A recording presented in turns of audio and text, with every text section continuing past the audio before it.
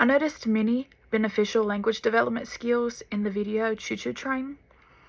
One of the first things I noticed was the teacher holding a conversation with the little boy. I think that is very beneficial because, as we could see, he only has a limited vocabulary. So, one, by having this conversation with him, he is hearing many other different words. And two, whenever he does begin to speak and gain more access to his vocabulary, he will be able to better understand how to hold a conversation because he'll have prior experience with it. One of the second things I noticed was the repetition of words and phrases as confirmation that the little boy was able to understand what he was seeing.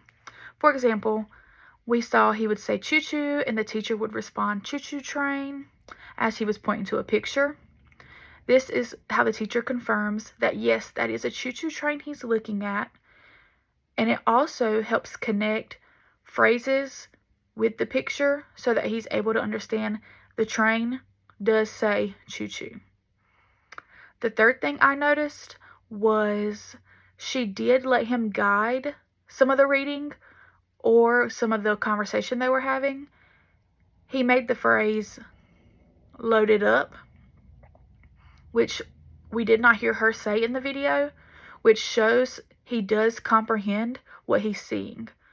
Because after he points to the picture and he says loaded up, she does say that yes, that's a coal train, which is in reference to they load up the coal on the truck. I also saw that he looked at a picture and pointed at it and he said up and down. And then she goes, yes, the train goes up and down. That's another good way to not only have conversation, but also show confirmation to the little boy with positive affirmations that, yes, he does understand. One thing I may have done a little bit differently was I possibly would have read what the book actually said. Most picture books do have words with them that you're able to read. So as the words tell the story, you can also look at the pictures and see what the story is saying.